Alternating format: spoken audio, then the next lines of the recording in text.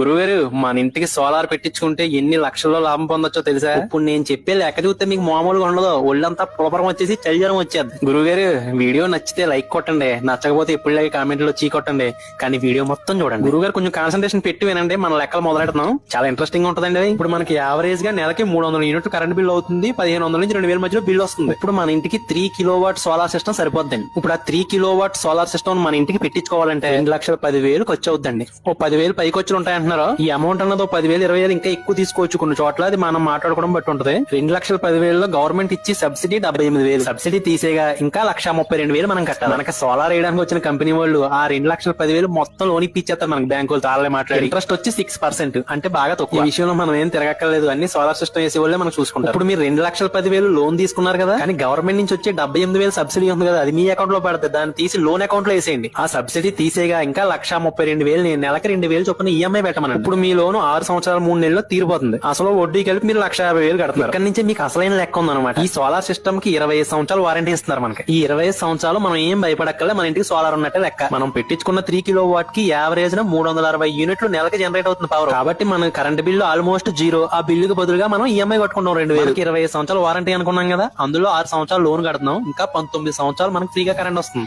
ఫ్రీగా కరెంట్ వస్తుంది కదా అని మనం ఎప్పుడు కట్టే కరెంట్ బిల్ డబ్బులు పాడు చేయకండి. ఇప్పుడు యావరేజ్ గా మనం కట్టే కరెంట్ బిల్ రూపాయలు 1,500 రూపాయలు అనుకుని ఆ డబ్బుల్ని నెల నెల మ్యూచువల్ ఫండ్స్ లో పెట్టండి. అలా 19 సంవత్సరాల పాటు మీరు 1,500 కట్టి లీస్ట్ 12% ఇంట్రెస్ట్ చొప్పున చూసుకున్నా తక్కువ లెక్కేసుకుంటే 12 లక్షలు అవుతుంది. నేను లీస్ట్ రిటర్న్ రేట్ చెప్పాను 12% అని. అదే 15% రిటర్న్ రేట్ వేసుకున్నాం అనుకో 17 లక్షలు అవుతుంది. మనం అంత ఆశించదు గురువు గారు, 12 లక్షలు వేసుకుందాం. ఇప్పుడు మనం ఫైనల్ గా మనకి ఎంత మిగులుతుందన్న చూద్దాం. ఇక్కడ మీరు గుర్తు పెట్టుకోవాల్సింది ఏంటంటే, మన లోన్ అమౌంట్ అప్పు తీరిపోగా మిగిలిన 18 సంవత్సరాలు మనకి నెలకు 1,500 చొప్పున మన కరెంట్ బిల్ మిగిలే. ఆ మిగిలిన డబ్బుల్ని మనం మ్యూచువల్ ఫండ్స్ సిప్ లో పెట్టగానే మనకు వచ్చిన లాభమే 12.7 లక్షలు. ఇలాగే ఆలోచిస్తుంటే మనం చాలా తొందరగా కోటీశ్వర్లం కాదు బిలియనర్లు అయిపోతామని భయంగా ఉంది గురువు గారు. ఇప్పుడు అసలు మ్యాటర్ ఏంటంటే, 25 సంవత్సరాలు వారంటీ తర్వాత ఈ సోలార్ సిస్టమ్ పోయిందనుకో, అప్పుడు రేట్లను బట్టి ఇప్పుడు మనకు వచ్చిన ఆదాయంలో సగం డబ్బులు పెట్టుకున్న కొత్త సోలార్ మళ్ళీ పెట్టించేసుకోవచ్చు. గవర్నమెంట్ మారిన ప్రతిసారి మన కరెంట్ బిల్ రేట్లు కంపల్సరీ పెరిగిపోతున్నాయి. కాబట్టి ఫ్యూచర్ లో ఇంకా మండిపోతాయి. కాబట్టి మనకి సోలార్ పెట్టించుకోవడం వల్ల ఇంకా లాభం పెరిగిపోతా ఉంటుంది. ఫ్యూచర్ లో మనం కూడా సోలార్ పెట్టించుకునే ఆలోచన చాలా బలంగా ఉంది. కాబట్టి పెట్టించుకుంటే కంపల్సరీగా దాని గురించి కూడా సమగ్ర విచారం చేసి మంచి